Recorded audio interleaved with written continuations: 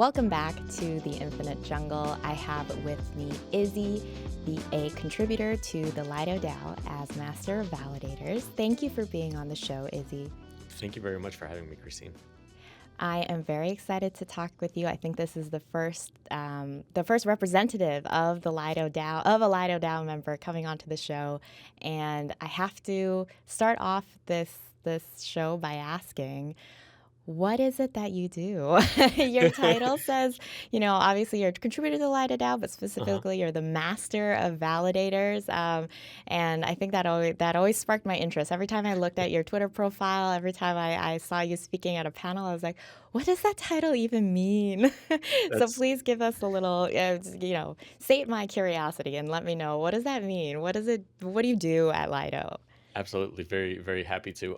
And oddly enough, I can't even take any credit for that title. It was thought up by the person who was doing this role basically ad interim before I joined. So Felix Lutsch from who used to be at Chorus One. And he basically thought up the role. And like the weird thing about it is it doesn't mean anything specific, but that's also the great thing about it. I really kind of do a little bit of everything, but my work focuses on node operators and how do they use the Lido protocol. So maybe just to quickly set a little bit of context here and why do I differentiate between Lido DAO and the Lido protocol. So when I say Lido protocol, I basically mean the set of software that is running on Ethereum. And when I say Lido DAO, I mean the DAO, the decentralized autonomous organization that currently basically helps this software and this protocol operate, because there's a lot of things that we can't currently do, like completely ossify the protocol, make it non-upgradable because Ethereum keeps upgrading. So, Lido needs to be able to keep up and stuff like that. But to that effect, basically, I'm a contributor that leads a set of contributors. We call ourselves the Node Operator Mechanisms team. And what we try to do, well, like maybe also to explain something else, I think of Lido as a protocol that basically has two core sets of users. One set of users are the stakers, so-called, so like people who utilize STETH as an asset. But the other users are node operators. And so they use the protocol to run validators through the protocol for the Ethereum network. And those validators underpin basically the other product, STETH. So we're responsible for things like node operator UX, like user experience, for making the mechanisms that have to do with how node operators utilize the protocol and how the protocol rewards node operators for the services that they provide as effective, efficient, and sustainable as possible. So a lot of what we do kind of like centers around mechanism design. Everything that we try to do is based on incentives. Like we don't use things like legal contracts to control node operators because we can't. Like we're a real DAO. There's nothing that says that like this node operator has an SLA, and if I call them at 3 a.m. they need to pick up. Then mostly they'll pick up because they don't want me to yell. But the really, really important thing here is that like we act as almost like grease in an engine.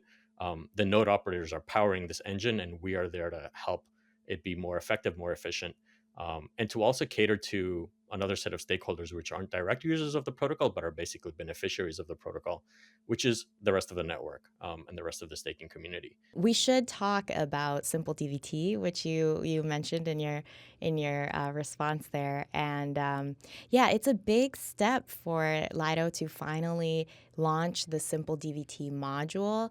Based on what you were saying about you really focusing on the node operator part and the mechanism design and the incentive design for node operators on Ethereum or on Lido, could you talk about the preparations and the mechanism design that you had to think through for launching the Simple DVT module? I think I saw, the way that rewards are broken down in Simple DVT is slightly different from the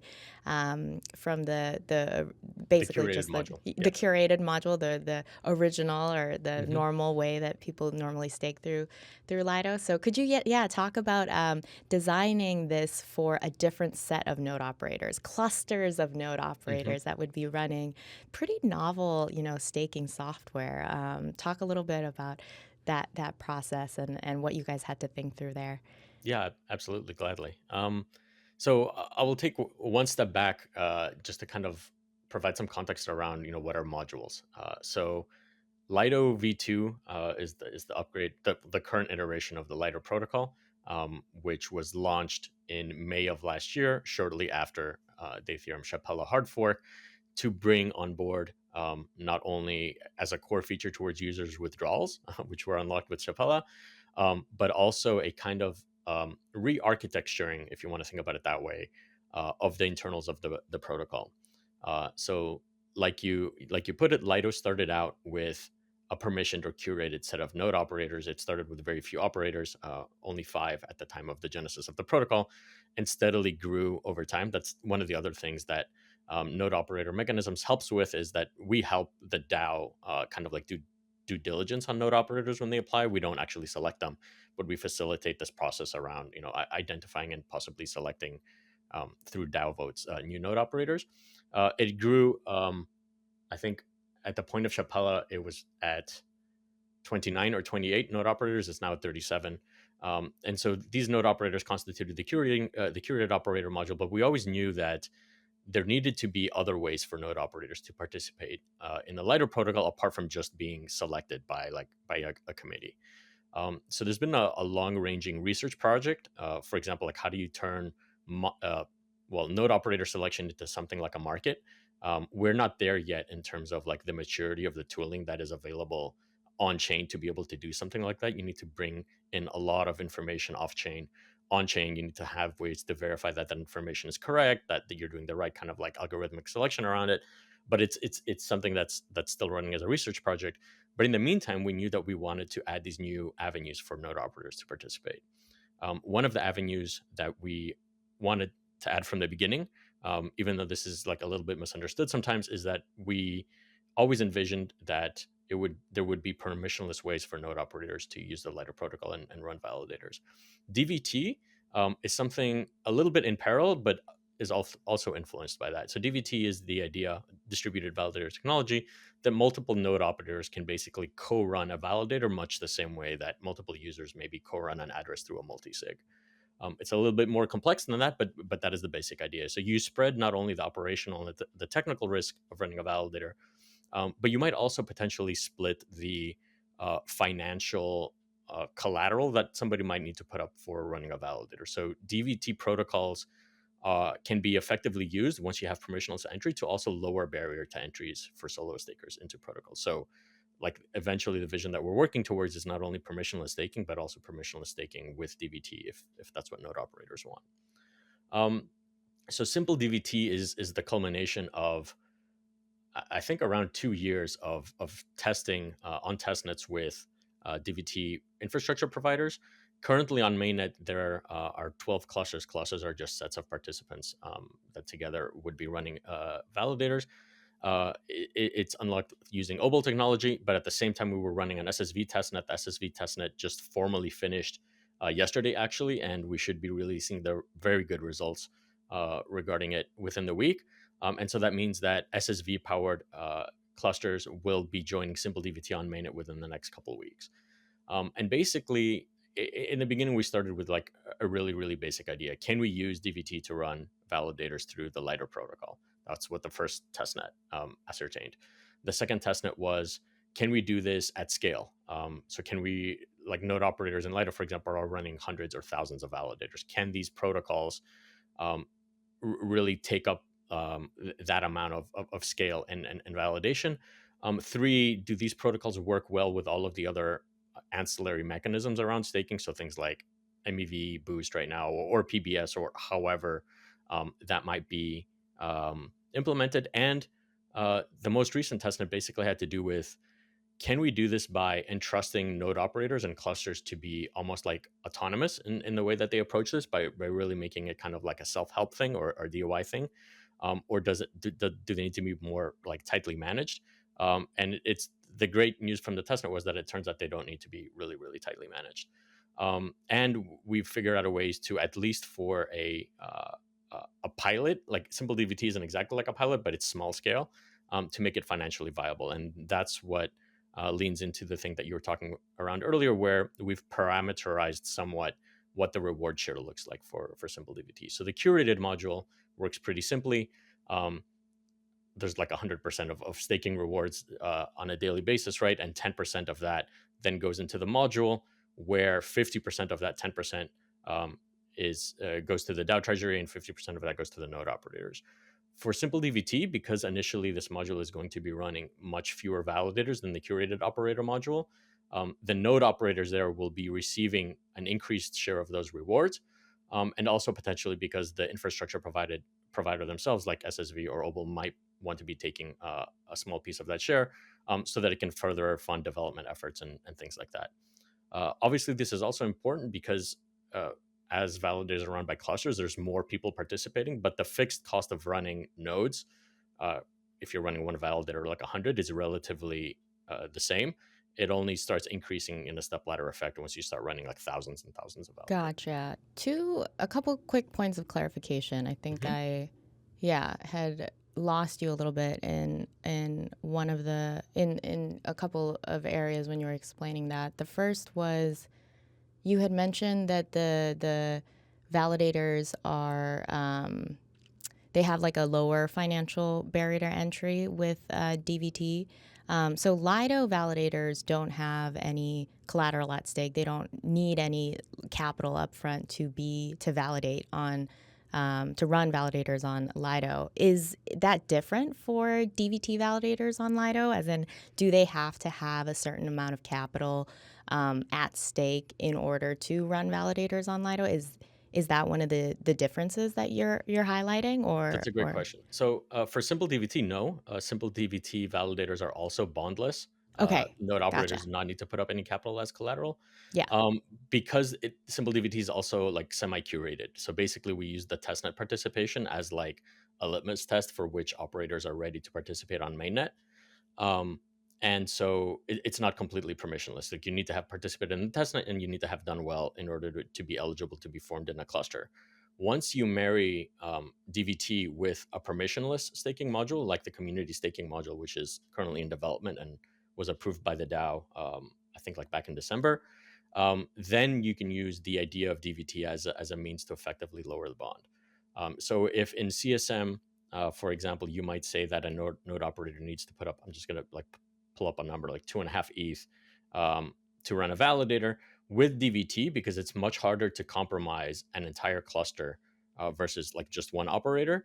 Yeah, you might be able to meaningfully reduce that bond. What you do need in those cases is like some way to be reasonably ensured that like the cluster isn't just one person and like four sock puppets. But there are ways to do that. yeah. I we had talked to the Puffer team on this show a few weeks back, and they're definitely one of the teams that are also trying to get those minimum slashing, or like trying to get those minimum requirements to run to be a node operator on permissionless staking protocols down to as low as possible, if not, non-existent. But yeah, it's definitely a worthwhile, research initiative to pursue, and definitely something to keep considering, or keep working on. Yeah, that was also one of the things that made it clear that this launch of Simple DVT is quite in very early stages. 99.5%. The rest of the vast majority of Ethereum staked is staked through the vetted 37 node operators in the curated module, and it's really a very small amount of stake right now, just to get it started. I want to ask one more question around the reward structure that you had mentioned, part of it going to OBOL and SSV. But before I do, just quickly, how I mean, assuming that all of the clusters for OBOL goes well, and assuming that in the next couple months when you do the performance analysis, you notice that the performance of these DVT validators are as strong as our cluster, our 37 node operators. Assuming that performance happens is comparable. How quickly do you think that the limit that the Lido DAO is going to vote to increase the limit from 0.5 to say like 2%? I know there's still quite a lot of innovation and of course lots of research still ongoing, but I'm curious to know how quick you think that number is going to go up over the next, before the end of the year or something. That's a great question. So if all goes well, right, I think it can go up relatively quickly. Like it can go from 0.5% to 1% within the year. It might take a little bit longer for it to go to like 2%, but that's mostly an operational challenge rather than like a limit tweaking one. So there's operational, uh, I guess, like it's not a difficulty, but it's just very onerous. For example, like the way that the current interaction between simple DVT and the DVT protocols works is like it's not fully automated. The fact, like, how do you spin up validators? How do you pre-generate the keys and assign them to the clusters? Do you want to maximize the number of total new participants, or do you just want to maximize the number of validators per cluster? Initially, we were really trying to go in the vein of maximizing participants. So basically, bringing net new node operators to the protocol, because even though they might be running a small amount of total validators, what this does is it opens up the doorways for them to participate like in the permissionless module that will hopefully come out by the end of the year, by having like not only proven their track record but also being familiar with the protocol, and then eventually also apply to other modules, right, where the curated set's importance might go down from like 99 point something percent to eventually something like 60%. So you might have fully fledged DVT modules within like 2 years, that work in a way more automated manner in terms of like how fast can clusters be spun up, how easy is it to match participants without having to take them through a test net first, and things like that. Yeah, so it's not just about the number, like increasing the number. It's about making sure that the underlying operations can scale. So Right, when, exactly. so that they can take on more stake in a way that OBLE and SSV can, have as little kind of direct involvement as Right, possible. yeah. And that Yeah, kind of goes back to mechanism design, right? Like you don't want to sit and like handpick hundreds of operators. You want yeah, to come up with something like a relatively automated way that's scalable. And so the first thing that we're doing though is making sure that it works. And I have like really really high hopes, and all the test nets show that it will. And getting people familiar with it. And once people are familiar with it, we can start to build like these scaling processes. I see. I see. All right. Yeah. I mean, it's still an exciting first step. And yeah, definitely curious to see how it continues to evolve. One last question around the simple DVT, and then we'll get into some very rapid questions around protocol design on the Ethereum protocol level. But you had mentioned that the OBLE rewards, the way that it's structured for simple DVT is that 8% goes to node operators, and then 2% goes to OBLE, SSV, the DVT software providers. Is that right? Uh, Not exactly, but like let me clarify. So the total number of like rewards that goes to the module is still the same. It's 10%. The split is different. Currently for OBLE, it's for OBLE related clusters is a better way to put it because they're not in separate modules. 2% goes to the DAO, 1% goes to OBLE, and 7% goes to each cluster. 7% goes to each cluster, 1% goes to the Lido DAO, and 1% goes then to OBLE, and 2% goes to Lido DAO. 1% goes to OBLE, 2% goes to, and then for the For SSV, curated, oh, yeah, sorry, so and for, for SSV, it's 8% to the clusters. So SSV doesn't take an explicit oh, rewards cut. However, you need SSV tokens to run nodes on the SSV network, and so this kind of like balances that out. And 2% goes to the DAO. Yeah, I see. And then for the curated, it's it's five 5 and and 5. correct. Gotcha, Yeah. gotcha. And So it the, could be yeah. per operator, per validator, like percentage wise, you make more, but you're also splitting it with another 7 people, right? And so you would need to run a lot more validators to make the same amount of absolute revenue.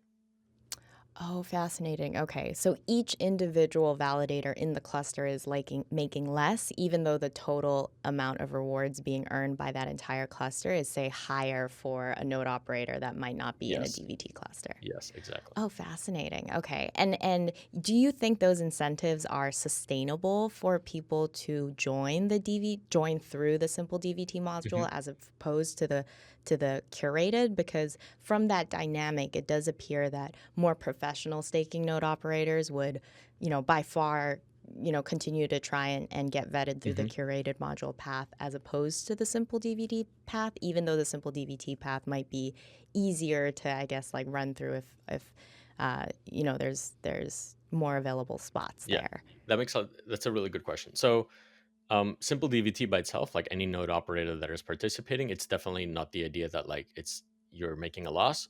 It should be break even or like according to current numbers, like you'll be making a profit, but it won't be an obscene profit.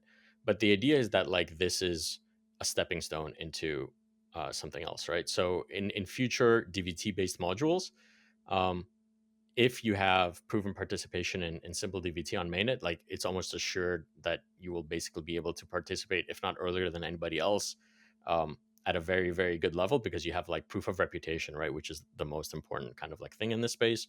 And you will be able to run way more validators because you have essentially a proven track record, not only for running validators, but also running validators via DVT. In terms of, does it make more sense to join the curated set? Like in general, yes, but because these new modules are coming out, there's new ways to run validators. I don't think it makes sense to keep increasing the curated set at the same pace as we have in the past, right? You want to kind of reduce the total amount of exposure that the protocol has to the curated set and increase the amount of exposure that it has to other types of modules like permissionless modules or DVT based modules, or ideally, eventually, permissionless and optionally DVT based validators. Interesting. Yeah. It does seem at the moment the curated set is the most scalable operationally, Mhm. but I can see how working on this and taking the time to do this and hopefully scale those operations will ensure that, increases to the curated set can happen a lot slower as, the amount of ETH staked going into Lido increases. You can have the rails to Mhm. really be able to move some of that into these other more decentralized modules. Yeah. Yeah, that's And fascinating. maybe something just to really add to the Yeah. last point. So there's already like an organic stake reallocation process within the protocol. When withdrawals happen, um, if, for example, like somebody wants to withdraw a large amount of money, or there's a lot of withdrawals over a certain period of time, it's possible that there's like an overage in the withdrawals because at some point somebody may deposit, and then like deposits are used to net off withdrawals, and you have a stake that cycles back into the protocol. The way that the Lido protocol currently works is that new modules that are not at capacity always receive the deposit priority. So once new stake comes back into the protocol, it will go to, even if it came out of the curated module, it'll go to simple DVT first. And so Until the 0.5% cap until is the reached. 0.5% cap, correct.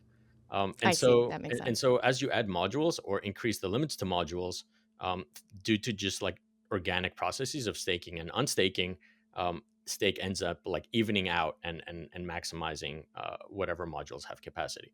And the same I thing see. has also happened in the curated module, where like a lot of people were like, well, you have these 5 operators that joined at the beginning of their protocol, they're going to make so much more money than everybody else.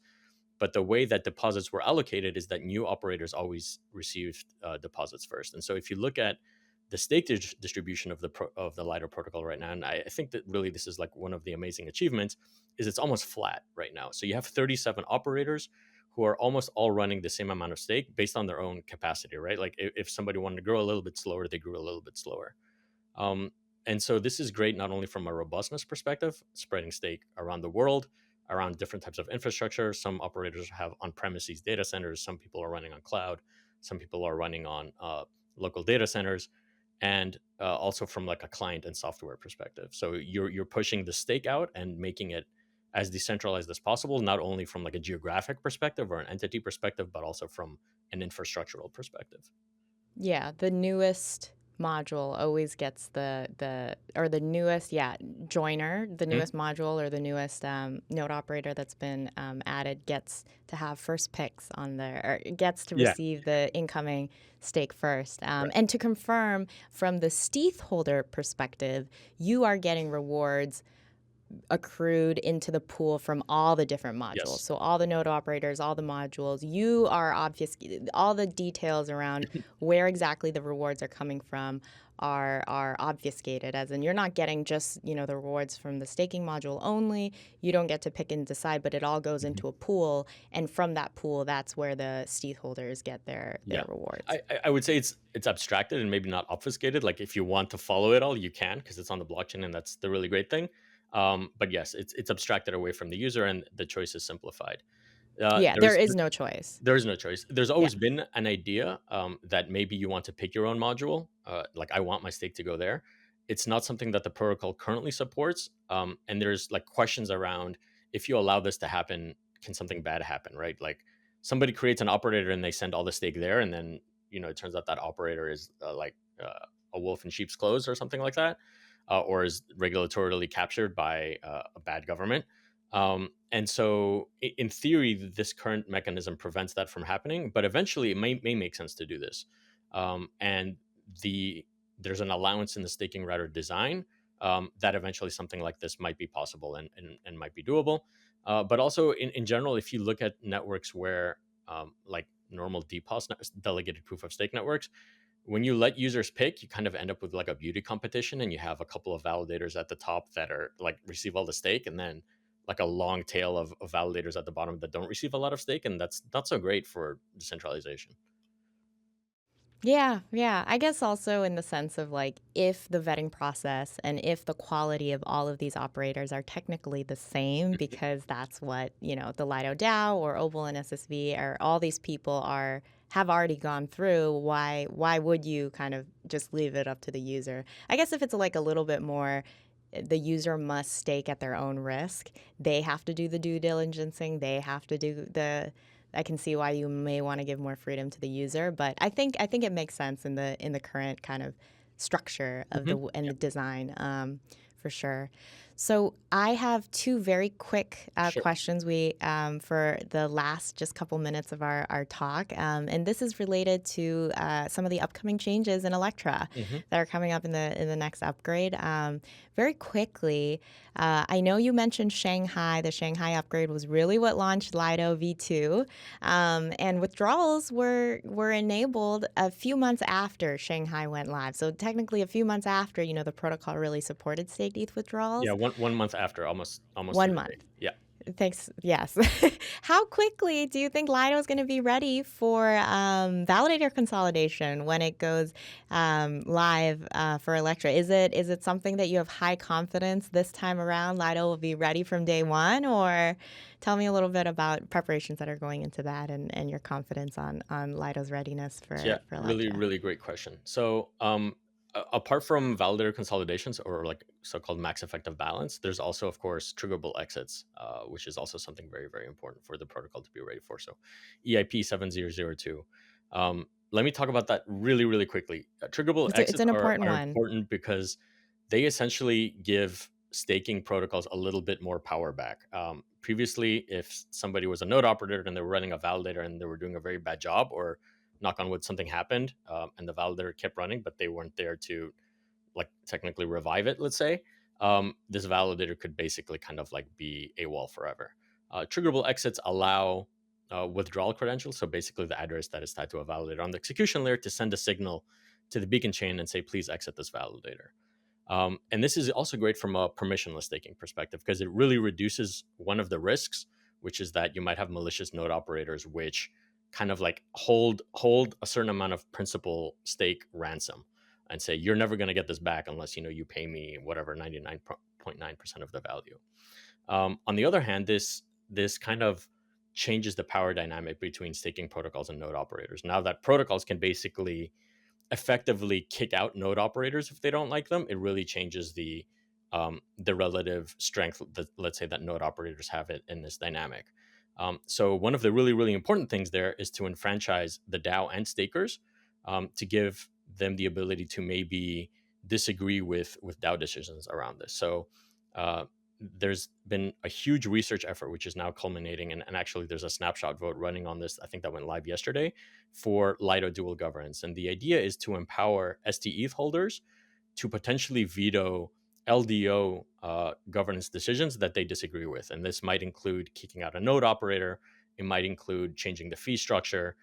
It might include like even like adding a certain node operator, or for example, like exiting a subset of validators for whatever reason that the DAO may want to do, but the stakers may disagree with.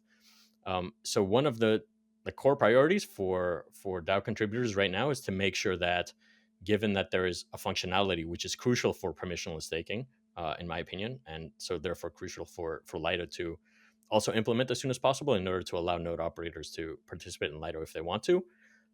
You also have to offer something to offset this additional risk, let's say from a node operator perspective or from a protocol perspective, and re-enfranchise stakers. So dual governance is a huge priority. The permissionless staking module is another huge priority, and then that leaves MaxiB or validator consolidation. There's the spec is still very largely in flux. So when the spec still first came out, everybody was pointing towards consensus layer only consolidations, and that's really not great from a staking protocol perspective.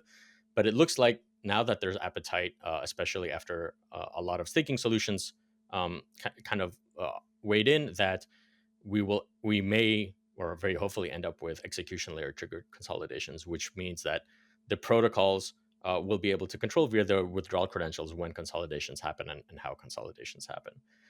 Another thing that's really, really great about the evolution in the current spec in MaxiB is it looks like initial and therefore minimum slashing penalties may be decreased.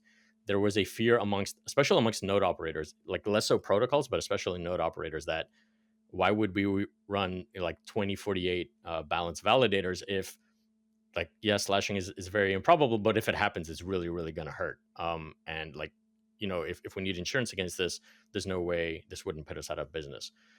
So it's looking that that's also going to happen. There are some things that may not happen, like automated sweeps it may not make it in, there's also a question around how partial withdrawals are going to work exactly. Like, do you always withdraw the full amount, or can you withdraw up something less than like MaxiB minus 32? And those things would have been great for staking protocols as well, but they may make it in future AIPs. So will the Lido protocol be ready for MaxiB on Petra launch?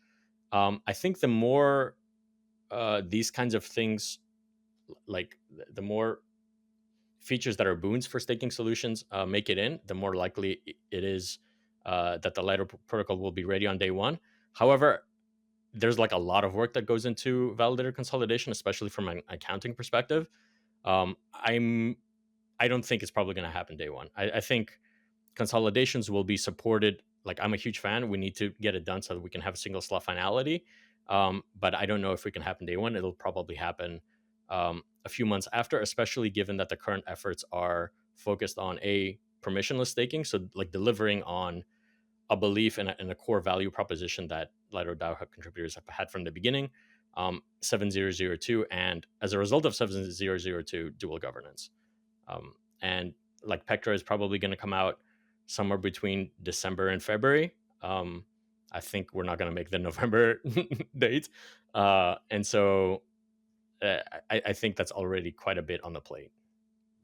Yeah, I'm curious. Yeah, we're definitely going to have to touch base again about the dual governance aspect of Lido V3.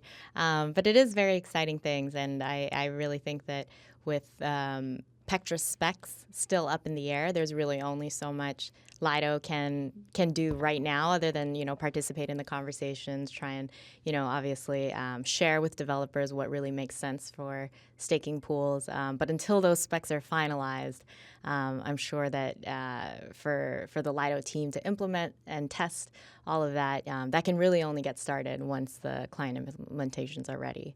Yeah. But And you already need like 2 months for audits. If you think about it that way and then work backwards, it's really, really difficult. And the like Lido DAO contributors have very, very stringent requirements on things like protocol upgrades. Like, we need at least 2 audits.